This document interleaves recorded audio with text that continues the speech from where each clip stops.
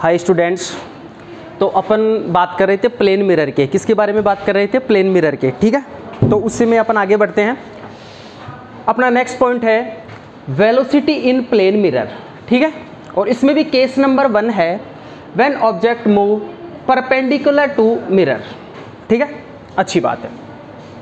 सबसे पहले क्या है, ये आपका मिरर है। ठीक है, इस मिरर के ऑब्जेक्ट परपेंडिकुलर मोशन कर रहा है। बात समझ में आ गई? कैसे मोशन कर रहा है? परपेंडिकुलर। ठीक है, अच्छा, जैसे लेट्स अज्यूम इसकी वेलोसिटी है v0 वेक्टर। ठीक है, तो जो इसकी इमेज है इसकी वेलोसिटी क्या होगी? vi vector. ऑब्जेक्ट की वेलोसिटी क्या है? v0, तो इमेज की वेलोसिटी क्या होगी? vi। अच्छा, तो इसका डायरेक्ट फॉर्मूला है vo इक्वल टू माइनस का vi। vo equal to minus का vi। माइनस का मतलब क्या है यहाँ पे? Opposite direction. माइनस का मतलब क्या है यहाँ पे?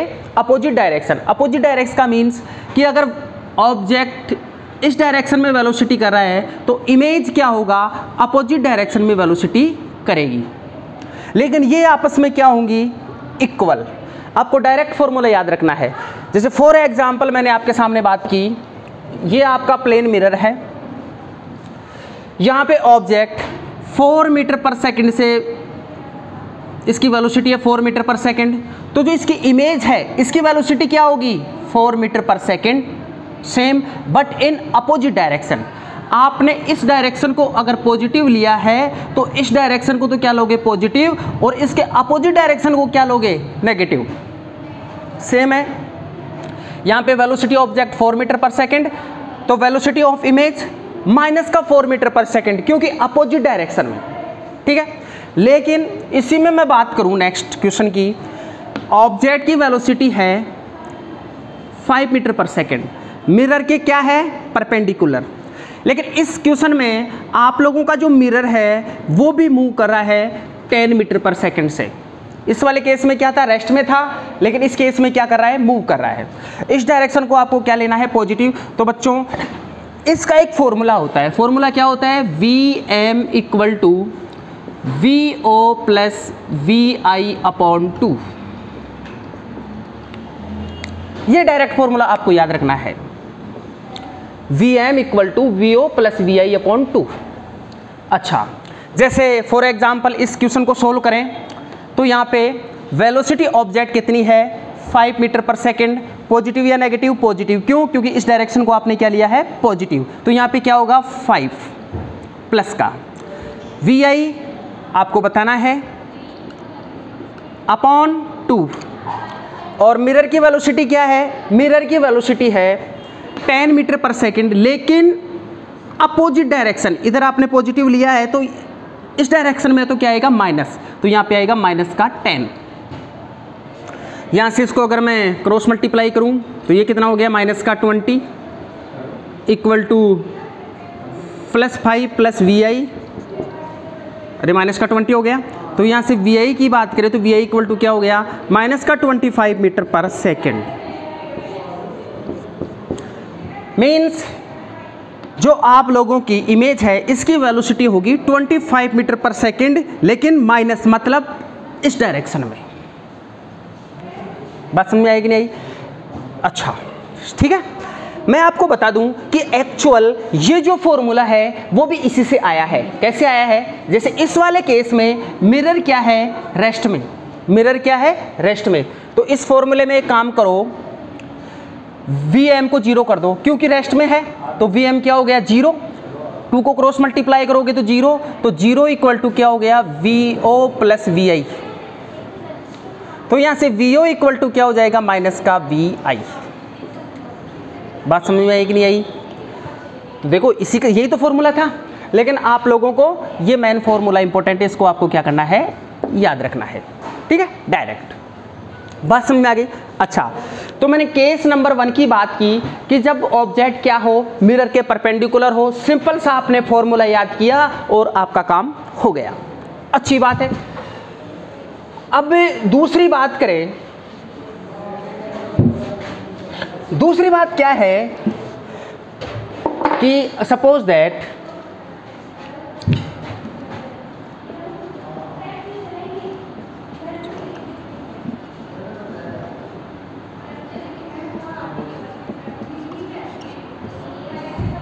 जब ऑब्जेक्ट मिरर के पैरेलल मोशन करे, कैसे करे? पैरेलल। तो सिंपल सी बात है, इसमें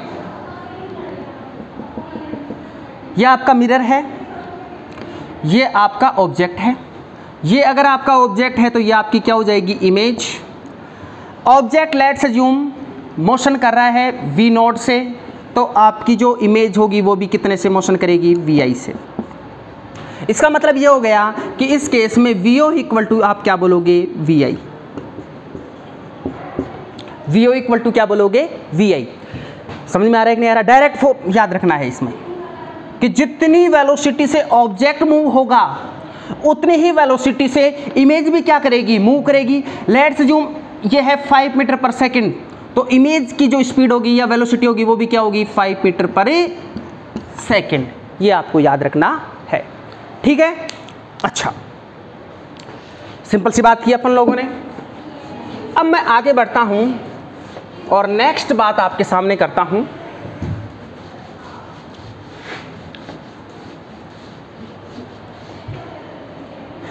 नेक्स्ट बात है deviation angle.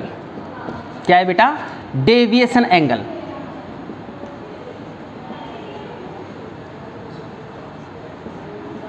Sir deviation angle क्या होता है? ठीक है, तो डेविएशन एंगल क्या है? सुनो, एग्जाम में पूछता भी है आपके, तो जरा ध्यान देना। ये आप लोगों की रिफ्लेक्टिंग सरफेस है। इस रिफ्लेक्टिंग सरफेस पर रे आई और इंसिडेंट होने के बाद रिफ्लेक्ट हो गई। ये क्या है? आपकी इंसिडेंट रे। ये क्या है बच्चों? Incident ray. और ये क्या है? Reflected ray. ठीक है। अच्छा, ये आपका क्या है? नॉर्मल। ये क्या है आपका? नॉर्मल। अच्छा, ये एंगल कितना होगा? आई। तो ये एंगल कितना होगा? आर। अरे जानते हो कि नहीं जानते? ये आर होगा। लेकिन फर्स्ट लॉ से आप जानते हो कि आई इक्वल टू क्या होता है? आर। तो ये भी कितना हो जाएगा? आई। ये भी कितना हो जाएगा? आई। ठीक है। तो इंसिडेंट रे की डायरेक्शन में, इंसिडेंट रे की डायरेक्शन में ये जो रिफ्लेक्टेड रे है इन डायरेक्शन ऑफ इंसिडेंट रे, जो रिफ्लेक्टेड रे है जो एंगल बनाती है उसको बोलते हैं डेविएशन एंगल डेल। अरे भाई, ये रिफ्लेक्टिव सरफेस नहीं होती तो ये रे कैसे जाती? ऐसे जाती। तो इसकी डायरेक्शन से रिफ्लेक्टेड रे ने जो एंगल बनाया उसी को बोला जाता है डेविएशन एंगल डेल। बात समझ में आ गई? अच्छा, डेविएशन एंगल इसकी वैल्यू कितनी होती है बेटा? देखो, एक स्ट्रेट लाइन कितना एंगल बनाती है? 180। स्ट्रेट लाइन है, कितना एंगल बनाती है? 180। अच्छा, ये टोटल 180 है। 180 में से अगर आपने ये वाला और ये वाला एंगल माइनस कर दिया तो ये वाला एंगल बचेगा या नहीं बचेगा? तो 180 माइनस 2i, तो ये वाला एंगल आ जाएगा। तो डेल इक्वल टू हो गया 180 माइनस 2i। ये क्या होता है आपका? Deviation angle. बात समझ में आ गई? आपको डेफिनेशन वगैरह याद रखनी है अच्छे से। और ये डेल इक्वल टू कितना बताना है? 180 माइनस 2i। ठीक है, ये क्या हो गया आप लोगों का? Deviation angle. अच्छी बात है। अच्छा, तो बेटा आज अपन बात करेंगे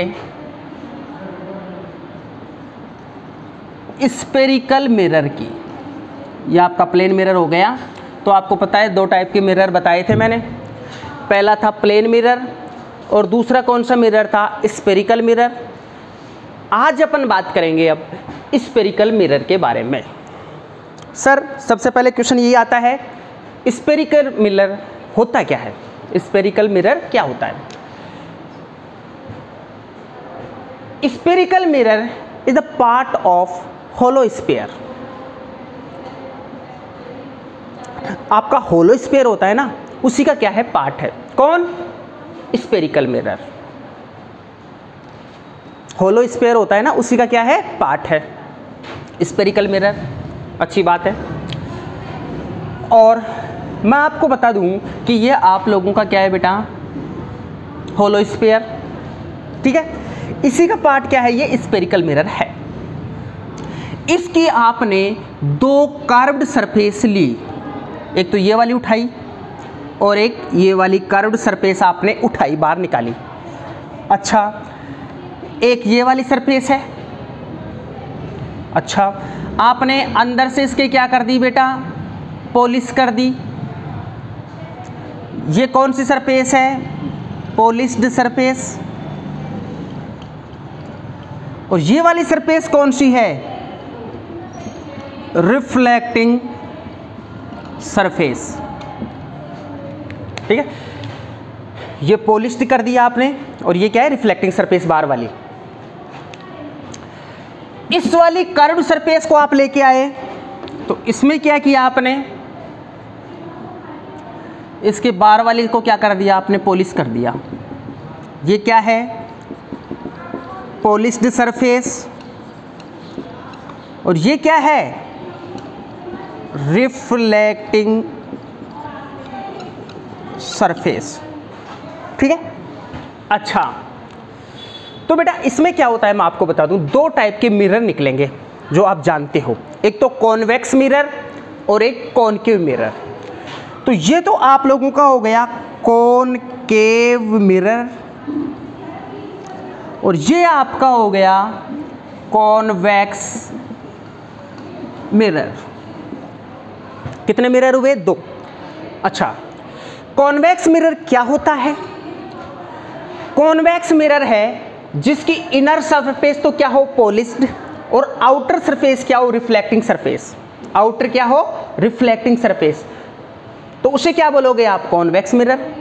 और इसमें जिसकी आउटर सरफेस आपने क्या कर दी? पॉलिश्ड, और इनर सरफेस क्या है? Reflecting surface. तो उसे आप क्या बोलोगे? Concave mirror. उसको क्या बोलोगे? Concave mirror. बात समझ में आ गई? सिंपल सी डेफिनेशन है। अच्छा, इसी में क्या है बेटा? कुछ डेफिनेशन आएंगी जो वैसे आप जानते हो, लेकिन आपके नॉलेज के लिए एक बार मैं फिर बता रहा हूं।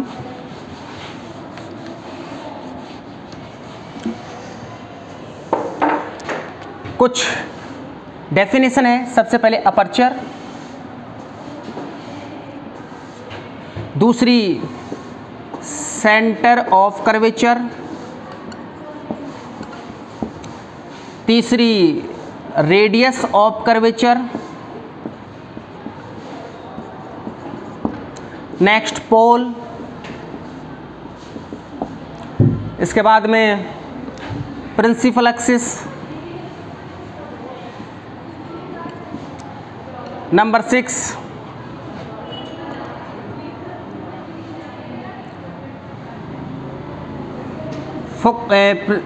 इसको ऐसे आप इनको देखो, फिर बाद में बात करेंगे आगे। ठीक है ना, पहले इनको देखो फिर आगे बात करते हैं अपन। ठीक है ना, चलो सुनो। सबसे पहले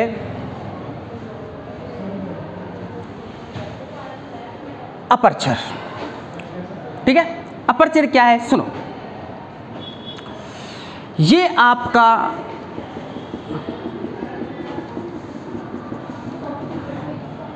जो कर्व्ड सरफेस थी, इसका जो ये डायामीटर होता है, क्या बोला मैंने?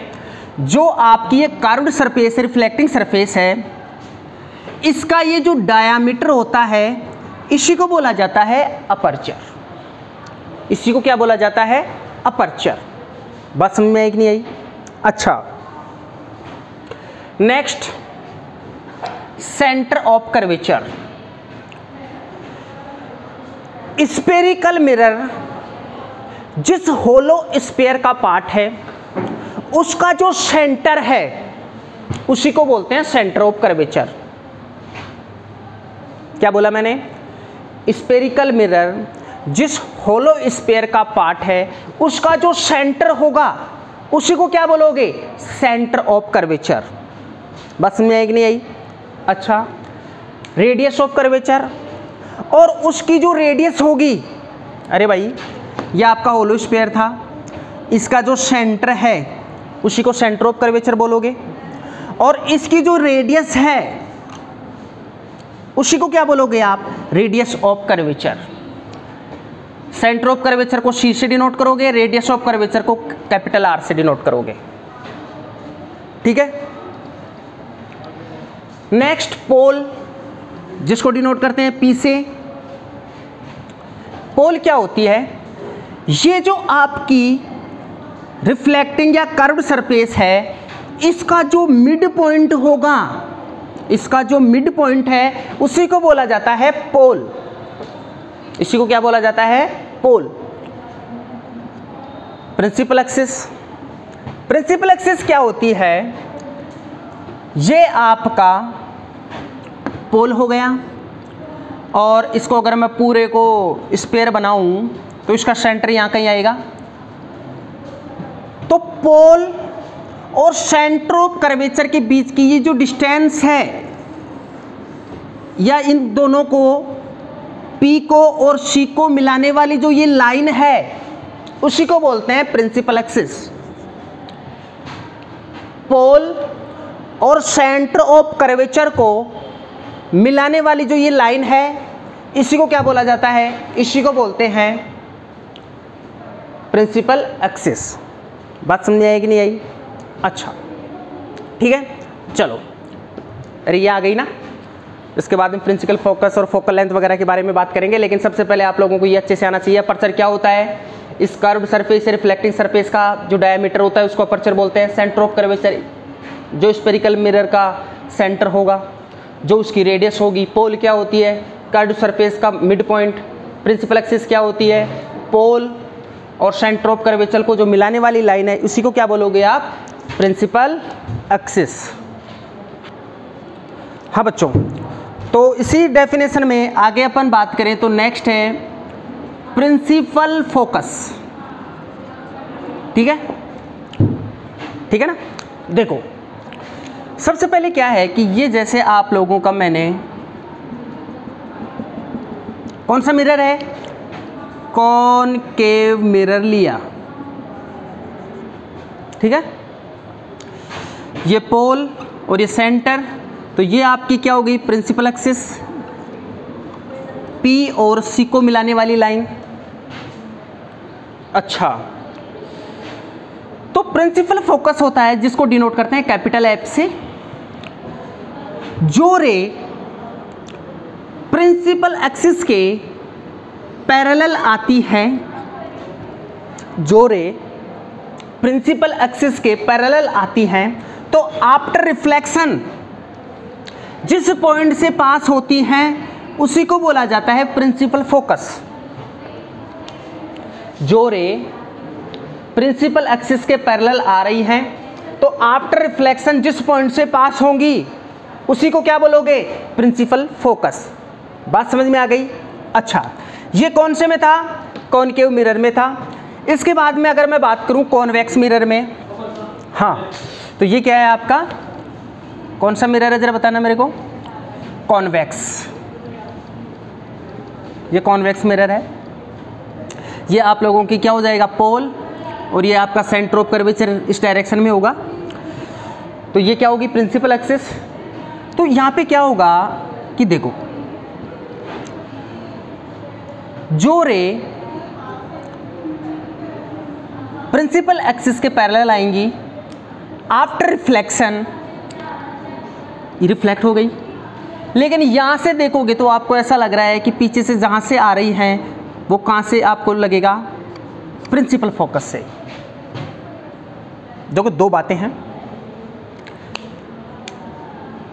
पैरेलल रे आई और रिफ्लेक्ट होके कहाँ से गई? प्रिंसिपल फोकस से। तो यहाँ पे कैसा फोकस बन रहा है? रियल। यहाँ पे लग रहा है कि ये कहाँ से निकल रही हैं, फोकस से, लेकिन ऐसा रियल में नहीं है। तो ये कौन सा फोकस बनेगा यहाँ पे, वर्चुअल, यहाँ पे रियल फोकस बनेगा, यहाँ पे वर्चुअल फोकस से बनेगा। बात समझ में आ गई। और इसके बाद में आता है फोकल लेंथ। नेक्स्ट डेफिनेशन है focal length, small F. The distance between pole and principal focus is called focal length, small F, small F. Pole और प्रिंसिपल एक्सिस के, या सॉरी प्रिंसिपल फोकस के बीच की जो डिस्टेंस होगी उसी को आप क्या बोलोगे, फोकल लेंथ के स्मॉल एफ बोलोगे। बात समझ में आ गई। अच्छा चलो अब अपन आगे बढ़ते हैं।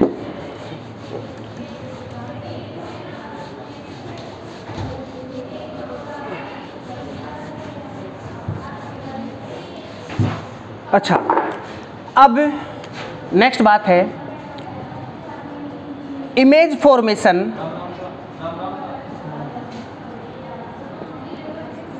के कुछ रूल हैं, उन रूल के बारे में अपन बात करेंगे। तो सबसे पहले रूल नंबर 1, ठीक है, इधर ले लेता हूं मैं यहाँ पे कॉनकेव मिरर और इस साइड ले लेता हूं मैं कॉन्वेक्स मिरर, ठीक है। अच्छा रूल नंबर 1 क्या है, देखो कॉनकेव मिरर ये रहा, ये आपका प्रिंसिपल एक्सिस हो गई। तो सबसे पहला रूल है कि जो रे प्रिंसिपल एक्सिस के पैरेलल आएंगी वो आफ्टर रिफ्लेक्शन कहाँ से पास होंगी, प्रिंसिपल फोकस से। बात समझ में आ गई। इसमें अगर बात करें तो ये आपका क्या हो गया, कॉन्वेक्स मिरर, ये आपका क्या हो गया, प्रिंसिपल एक्सिस। तो जो रे प्रिंसिपल एक्सिस के पैरेलल आ रही हैं आफ्टर रिफ्लेक्शन वो कहाँ से आती हुई आपको लगेंगी बेटा, प्रिंसिपल फोकस से। यहाँ पे जो भी होगा वो रियल होगा, यहाँ पे क्या होगा, वर्चुअल, ठीक है। अच्छा रूल नंबर 2, ये आपका क्या हो गया, कॉनकेव मिरर, ठीक है। ये आपका क्या है, प्रिंसिपल फोकस, और ये क्या है, सेंटर ऑफ कर्वेचर। तो इसमें है कि जो रे प्रिंसिपल फोकस से पास होंगी, जो रे प्रिंसिपल फोकस से जा रही हैं, तो आफ्टर रिफ्लेक्शन वो क्या होंगी, आफ्टर रिफ्लेक्शन वो हो जाएगी प्रिंसिपल एक्सिस के पैरेलल। अरे ये रे कहाँ से जा रही हैं, प्रिंसिपल फोकस से, तो आफ्टर रिफ्लेक्शन क्या हो जाएंगी, प्रिंसिपल एक्सिस के पैरेलल। सिमिलर यहां देखो, यहां पे फोकस है, ऐसा लग रहा है कि ये रे कहां जा रही है, प्रिंसिपल फोकस पर, तो आफ्टर रिफ्लेक्शन ये क्या हो जाएगी, प्रिंसिपल एक्सिस के पैरेलल हो जाएगी। ये आ गया रूल नंबर 2 दोनों में। अच्छा नेक्स्ट बात करें,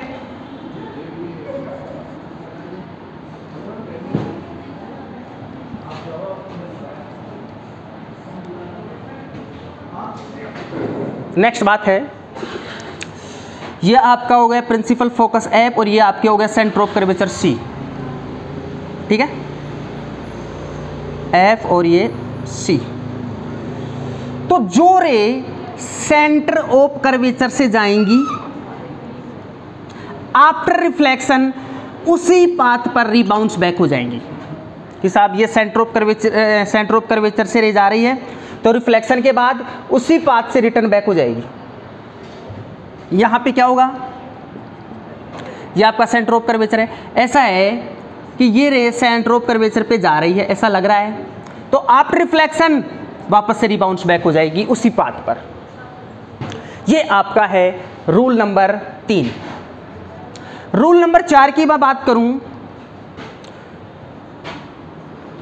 तो ये इंसिडेंट रे कहां पे इंसिडेंट हुई, पोल पे, तो प्रिंसिपल एक्स से जितने एंगल पे इंसिडेंट हुई उतने ही एंगल पर क्या हो जाएगी, रिफ्लेक्ट हो जाएगी। ये अगर आई है तो ये भी कितना होगा, आई। सिमिलर ये रे आई प्रिंसिपल एक्सिस से इतने एंगल पर आई, आई से, तो आफ्टर रिफ्लेक्शन प्रिंसिपल एक्सिस से उतने ही एंगल पर क्या हो जाएगी, रिफ्लेक्ट हो जाएगी बेटा। तो ये आप लोगों के कितने मैंने रूल बताए बेटा, 4, ठीक है ना। तो ये आपने छोटी क्लासों में पढ़ा है, लेकिन एक बार देख लेना कि ये 4 रूल हैं, ठीक है बच्चों। तो अब अपन आगे बढ़ते हैं। नेक्स्ट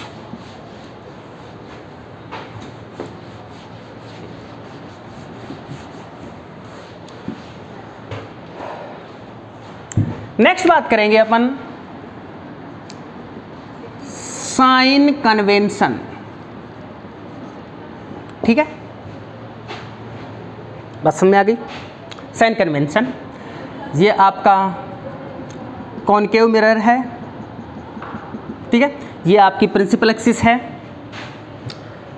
ये आपका पोल है, ठीक है। तो सबसे पहले इसमें है all distances are measure from pole, all distances are measure from pole, सभी डिस्टेंस को कहां से मेजर करेंगे, पोल से मेजर करेंगे, बात नंबर 1, ठीक है। ये पोल है, यहां से मेजर करेंगे। तो जो रे इस मिरर पे इंसिडेंट हो रही है, जो रे, तो इस डायरेक्शन में इनको लेंगे पॉजिटिव, और इंसिडेंट रे के अपोजिट डायरेक्शन में आप क्या लोगे, नेगेटिव। इंसिडेंट रे के अपोजिट डायरेक्शन में क्या लोगे आप, नेगेटिव। प्रिंसिपल एक्सिस के जो ये हाइट है h, इसको आप लोगे पॉजिटिव, और इसके नीचे की तरफ क्या लोगे आप, नेगेटिव। प्रिंसिपल एक्सिस से ऊपर की तरफ पॉजिटिव और नीचे क्या लोगे आप, नेगेटिव, और इस डायरेक्शन में आप क्या लोगे, पॉजिटिव। बात समझ में आएगी नहीं आई। साइन कन्वेंशन क्या हो गया, all distances are measure from pole, और जो रे इंसिडेंट रे आ रही है उनको लोगे पॉजिटिव, इंसिडेंट रे के इसके अपोजिट डायरेक्शन में आप क्या लोगे, नेगेटिव, इसके ऊपर की तरफ क्या लोगे, पॉजिटिव, और इसकी नीचे के डायरेक्शन में नेगेटिव, और साथ में इस डायरेक्शन में भी क्या लोगे आप, पॉजिटिव। ये अभी आप न्यूमेरिकल करोगे बेटा, तो जब न्यूमेरिकल करेंगे इसमें तो इस साइन कन्वेंशन का बहुत अच्छा रोल होगा, और अपन इस रोल को फॉलो करते हुए अपन, जैसे अभी बताऊं UVF लेंगे, उसको किसको पॉजिटिव लेना है, किसको नेगेटिव लेना है, सारी बातें इसी के अकॉर्डिंग होगी। अभी आप जितना बता रहा हूं उस बात को दिमाग में बैठाओ, जब न्यूमेरिकल करेंगे तब मैं एक एक बात को बताऊंगा कि कैसे किसको पॉजिटिव और लेते हैं। जितनी बात बताई दिमाग में बैठाओ कि डिस्टेंस को मेजर करेंगे पोल से, इंसिडेंट रे आ रही है इस डायरेक्शन में पॉजिटिव, अपोजिट नेगेटिव, ऊपर पॉजिटिव नीचे नेगेटिव, इस डायरेक्शन में पॉजिटिव। और इसके बाद में एक बात और बता देता हूं, कॉनकेव मिरर की जो फोकल लेंथ होती है उसको आप क्या लोगे, नेगेटिव, और कॉनकेव की क्या लोगे, नेगेटिव, और कॉन्वेक्स की क्या लोगे, पॉजिटिव। फोकल लेंथ है ना, कॉनकेव की क्या लोगे, नेगेटिव, और कॉन्वेक्स की क्या लोगे, पॉजिटिव। कैसे लेंगे इसके बारे में भी अपन चर्चा करेंगे, मैं पूरे अच्छे से समझाऊंगा आपको कि क्यों ले रहे हैं, ठीक है ना। बात समझ में आ गई। तो पहले आप लोग इसको दिमाग में बैठाएं, ठीक है। अच्छा, अब बेटा अपना जो नेक्स्ट पॉइंट है, हाँ बच्चों, तो अब अपन बात करेंगे relation between focal length small f and radius of curvature capital R। इसके बारे में, रिलेशन के बारे में बातें करेंगे, ठीक है। ये बोर्ड के अकॉर्डिंग काफ़ी इंपॉर्टेंट टॉपिक है भाई, ठीक है ना। चलो सबसे पहले क्या है, ये आपका क्या है, कॉनकेव मिरर है, अच्छी बात है। ये रे इंसिडेंट हुई, इंसिडेंट होने के बाद क्या होगा, कहाँ से पास होगी, प्रिंसिपल फोकस से। अरे जो रे पैरेलल आती है आफ्टर रिफ्लेक्शन प्रिंसिपल फोकस से गई। अच्छा, इंसिडेंट रे और रिफ्लेक्टेड रे के बीच में आपने क्या बनाया, नॉर्मल। ये नॉर्मल कहाँ से पास होगा, सेंटर ऑफ कर्वेचर से, अच्छी बात है। नॉर्मल और इंसिडेंट रे के बीच का जो एंगल होगा उसको क्या बोलोगे, आई। और रिफ्लेक्टेड रे और नॉर्मल के बीच का जो एंगल होगा उसको क्या बोलोगे, आर। लेकिन हम जानते हैं कि आई इक्वल टू क्या होता है, आर, तो ये भी आई, ये भी आई। बात समझ में आ गई। अच्छा, इसके बाद में आपको पता है ये क्या होगी, प्रिंसिपल फोकस और पोल के बीच की डिस्टेंस स्मॉल है, फोकल लेंथ, और सेंटर ऑफ कर्वेचर और पोल के बीच की डिस्टेंस को क्या बोलोगे, radius of curvature, capital are. ठीक है। अच्छा, अब अपन कुछ मैथमेटिक्स यहाँ पे लगाएंगे। सबसे पहले अपन बात करते हैं कि यहाँ पे I M C, M C F देखो, M C F, I M C F, ये आपस में क्या होंगे, एंगल इक्वल होंगे। कितना, आई। क्यों, ये वाला एंगल और ये वाला एंगल आपस में क्या होंगे, इक्वल, अल्टरनेट एंगल। अरे पता है ना, ये वाला एंगल और ये वाला एंगल क्या हो जाएंगे, इक्वल, अल्टरनेट एंगल आई। अच्छी बात है। नेक्स्ट बात करें, आई एम एफ और एम एफ पी, बात समझ में आ गई। एम एफ पी, ये वाला एंगल कितना होगा, टोटल 2i। तो ये वाला एंगल भी कितना होगा, 2i, अल्टरनेट एंगल से। पता ना z बन रहा है यहाँ पे, तो ये टोटल 2i, तो ये भी कितना हो जाएगा, 2i। अच्छा, अब इसमें क्या करेंगे अपन, ट्राइंगल लेंगे। सबसे पहले मैं बात कर रहा हूँ from triangle M C P, ये वाले ट्राइंगल की बात कर रहा हूँ। तो इस ट्राइंगल में tan i इक्वल टू क्या होगा, perpendicular upon base, perpendicular M P base C P. अब आप बोलोगे सर ये तो परपेंडिकुलर थोड़ी है। बेटा इसमें अपर्चर क्या है, बहुत ही स्मॉल है। अपर्चर कम होने के कारण आप इसको क्या बोल सकते हो, परपेंडिकुलर बोल सकते हैं। क्योंकि अगर आप लोग यहाँ पे परपेंडिकुलर बनाओगे तो ये वाली जो लेंथ आएगी ना, ये बहुत ही कम आएगी, इसलिए आप क्या बोल सकते हो, इसको भी आप क्या बोल सकते हो, परपेंडिकुलर बोल सकते हो। तो tan i इक्वल टू क्या हो गया, M P upon C P, अच्छा, तो एम पी और सी पी को क्या बोल सकते हो, सी पी इक्वल टू क्या है यहाँ पे, radius of curvature, capital R. अच्छा, next, if angle is very small, अगर एंगल बहुत स्मॉल है तो tan i किसके इक्वल हो जाएगा, i के। अरे tan i किसके इक्वल हो जाएगा, i के। ये मैथ्स में रूल चलता है कि एंगल बहुत कम होता है ना, तो tan i को क्या बोल सकते हो आप, i। बात समझ में आ गई। अच्छा, तो यहाँ से क्या करोगे, tan i की जगह क्या बोला आपने, i इक्वल टू क्या हो गया, एम पी अपॉन आर। इसको इक्वेशन नंबर दे दो आप 1। बात समझ में आ गई। अच्छा, सिमिलर आपको दूसरा ट्राइंगल लेना है, कौन सा, एम एफ पी। तो आप बोलोगे from triangle M F P tan 2i, अरे एंगल कितना है भाई इस ट्राइंगल में, 2i। तो 2i इक्वल टू क्या हो जाएगा, परपेंडिकुलर अपॉन बेस, परपेंडिकुलर क्या है, एम पी, और बेस क्या है, एफ पी। तो यहाँ पे बोलोगे आप M P upon F P, सही है ना, परपेंडिकुलर अपॉन बेस। वही कहानी, अपर्चर बहुत स्मॉल है इसलिए आप इसको क्या बोल सकते हो, परपेंडिकुलर बोल सकते हो एम पी को। अच्छा, वही कहानी, if angle is very small, तो tan 2i को क्या बोल सकते हो आप, 2i, ठीक है ना, tan 2i को क्या बोल सकते हो आप, 2i। अच्छा, तो यहाँ से अगर बोलें 2i इक्वल टू क्या हो गया, M P upon F P, इसको इक्वेशन नंबर दे दो 2। अच्छा, फ्रॉम इक्वेशन 1 एंड इक्वेशन 2,